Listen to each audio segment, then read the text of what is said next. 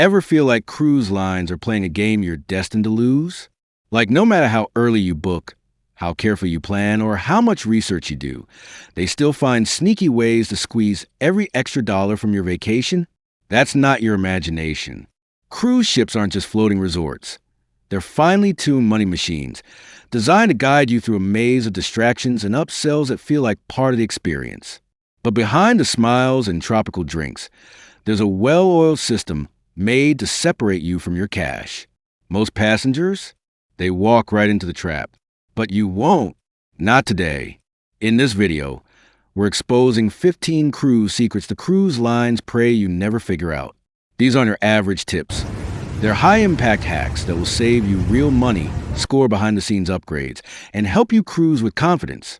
We'll take you behind the curtain and show you how to outsmart their most profitable strategies.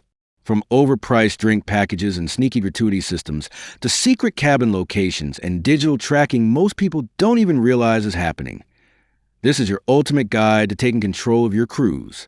Whether you're setting sail for the first time or you've already earned your sea legs, these tips will change the way you cruise forever. Let's dive in. Let's kick it off with something cruise lines count on you not questioning. Prepaid gratuities. Sounds convenient, right? Pay up front. Don't worry about tipping later. But think about it like this. Would you tip your waiter before they even bring you a glass of water? When you prepay your gratuities, you're giving the cruise line your tip money before you've received a single service. If your steward barely shows up or your waiter constantly forgets your drink, tough luck. You've already paid, and there's no incentive for them to go above and beyond. That's the trap. By handing over money early, you give up the leverage that motivates top-notch service. The smarter move? Decline the prepaid gratuities when you book. Then, once you're on board, you can visit guest services to adjust tips based on what you actually experience. Many seasoned cruisers swear by this, saying the staff are more attentive when they know their tip depends on your satisfaction. Want VIP treatment? Use cash. That bartender who learns your name and your go-to drink? That steward who folds towel animals and leaves chocolate on your pillow? They notice. And they remember who tipped personally. A crisp $10 or $20 handed over on day one. That can buy you a week of phenomenal service. Now, it's true. Some argue that removing automatic gratuities shortchanges behind-the-scenes workers like the dishwashers and laundry staff. That's why some passengers go hybrid. Keep the auto tips to support the whole team and bring cash for the standouts. The key takeaway? It's not about being cheap. It's about tipping smart and getting the level of service you actually deserve. Now, let's talk about something you won't realize is a problem until your phone battery hits zero and your smartwatch dies right before formal night photos. You're packing phones, tablets, cameras, smartwatches, and yes, probably a hair tool or two. But your cabin likely has only two outlets. One's probably hidden behind a lamp, the other behind the TV. Welcome to the great cruise power shortage. Most people assume they can bring a power strip to solve the problem. But here's what the cruise line doesn't shout from the rooftops. Power strips are banned. Even ones without surge protection are often confiscated during security checks. If they spot one in your bag, it'll be gone before you unpack. But don't panic. There's a better solution. A USB charging hub with no AC outlets is your best friend on board.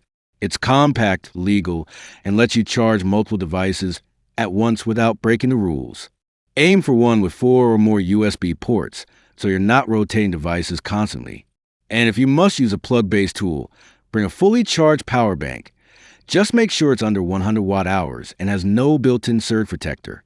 Cruise ships were built before we started traveling with an army of electronics. But with the right gear, you'll never be that person begging a bartender to charge your phone. Everything stays powered. Every photo gets captured, and you stay ahead of the game. Now we need to talk about one of the biggest money makers on any cruise. The drink package. Sounds like a dream, right? Unlimited cocktails, endless bottled water, lattes at your command. But here's what cruise lines are banking on. You're not doing the math. These packages usually cost between $60 and $100 per day per person. And here's the catch. If one adult in the cabin buys it, the cruise line often forces the other to buy it too, even if they don't drink. Want a break even on a $70 package? You need to down at least 6 or 7 cocktails every single day. That's a lot, and it gets worse. Service charges are still added to each drink. Some premium liquors aren't included at all. And many ships limit how many drinks you can order per hour. It's not a free-for-all. It's a controlled offer designed to look generous while maximizing profit. Want to outsmart it? Check for early bird discounts online before sailing. Sometimes you'll save 20% just by booking ahead. Next, ask yourself, am I really going to drink that much? Many moderate drinkers spend far less just buying a few drinks a la carte. And if your focus is water, soda, or coffee, those have their own cheaper packages. Remember, drink packages are tailored for the all-day drinkers. If that's not you, save the money and treat yourself to something else, like a massage or a shore excursion you'll actually remember. Let's talk about the great interior cabin gamble. You see that ultra-low price on the cruise website and think, wow, what a steal. But here's what they don't tell you. That budget cabin? It might be right above the nightclub or under the gym, where every drop dumbbell echoes through your floor. Some rooms are tucked next to crew-only areas with slamming doors and rolling carts at all hours. So while you're saving money on paper, you're paying the price in lost sleep and constant noise. But here's the secret. Some interior cabins are hidden gems. Quiet, oddly shaped, and sometimes even a bit bigger than standard. They're tucked into odd corners of the deck plan, away from foot traffic and noise. These rooms get overlooked simply because they're not where people expect to find peace. Want to find one? Study the ship's deck plans like a detective. Look for interior rooms surrounded by other passenger cabins and located midship. Those tend to be the quietest and most stable. And pack smart. Bring a battery-powered nightlight and a digital clock.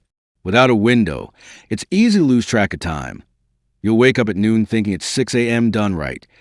Your low-cost interior cabin becomes a quiet sanctuary instead of cramped cave.